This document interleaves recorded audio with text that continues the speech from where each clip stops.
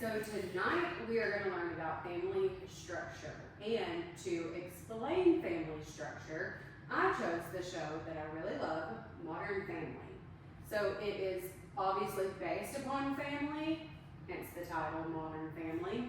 You have different sets of family, but they're all intertwined. So you have Jay and Gloria, who have Joe, and then Manny is Gloria's. And then you have Phil and Haley and Luke and Alex and Claire. They're married. Claire is Jay's daughter. And then you have Mitchell, Cam, and Lily, and Cam is also Jay's son. So Claire and Mitchell are brother and sister. So it's pretty much about the wide array of family. So with defining family, so you have marriage, obviously. Marriage, two people that are married make a family. Doesn't matter if they have kids or not, they are in the household, they are legally bound together, that is a family. With family roles, so you have obviously dad, mom, brother, sister, niece, nephew, they all play their certain little roles in different people's lives. So like with Jay, he's got his daughter Claire, and with Cam, it is his son. Yes. No. Mitchell. Mitchell is his son. Sorry, got a little confused. Okay, common culture. So with common culture, it is bringing different cultures into the same house. So Jay is obviously American, he's lived in California, but Gloria is from Colombia. So she's bringing her culture in. She has different ways that she celebrates things, like Christmas.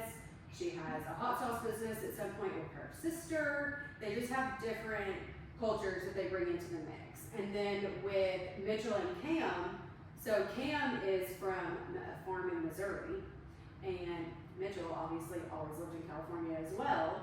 So they have different cultures that they bring into their home too. Cam always wants to go back to the farm, or he wants to bring that farm life to California, and Mitchell is not about it, but they do somehow find a way to intertwine them. And then Claire and Phil are both California, so they don't really apply in that aspect. So economic cooperation.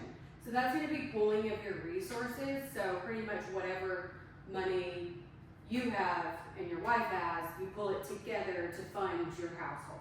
So you're not having separation of like, well, I don't pay for any of this house, you know, only you pay for it. It's not like that. Everything is co-equal. And then established boundaries is going to be what you allow into your house and what you don't allow into your house.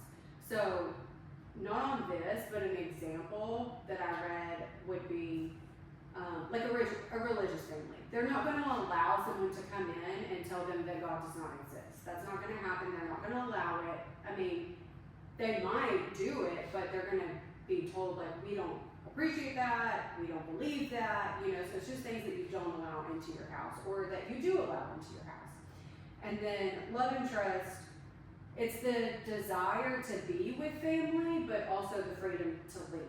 So you trust that you can leave and come back. So on this, at one point Alex goes off to work in Switzerland for a company that she's worked very hard to get to. She's very much a bookworm, very much in her studies. So she leaves and goes to work in Switzerland because she knows she has the freedom to come back when she wants. And then again, Haley moves out with her boyfriend and their kids, and they are very much struggling because they're young. And so they know that they still have the freedom to come back, and at one point they do come back. So that's what the love and trust is, just the desire to be with family, but the freedom to know you're not chained there. And then the family life cycle. So you've got young children, or young couples with no children. Well, at one point during this, Haley and Dylan are young with no children. I mean, you see them literally from middle school all the way until they're 25 years old. It is a very long-running show. You see the whole entire family grow up. When Lily, Mitchell and Cam's daughter comes in, she's a teeny tiny baby they've just adopted. And by the time the show ends, she's 13 years old. So you see it throughout the whole thing. So a full nest one has preschool age children. So at one point, Claire and Phil had preschool age children on this show.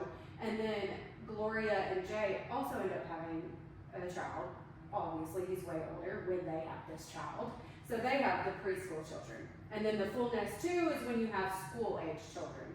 So obviously they're all going through that. They all end up having school-age children. Full nest 3 is when you have the older children. So Alex, Luke, and Haley are all in high school and middle school at one point. So they're older, they're not preschool, any of that. And then the empty nest one. So that you're still working, but you don't have kids in the house anymore. Which Claire and Phil end up in that situation because at the very final episode, Luke decides he's going to go off to college too.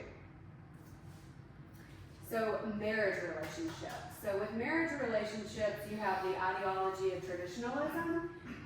So with the traditionalism, she took his last name. It was Phil Dunphy.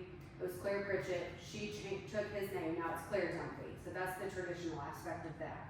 And then also at the beginning, we see her be a stay-at-home mom, which is like those original traditional values. So she was a stay-at-home mom for a long time. And then you have the ideology of uncertainty and change.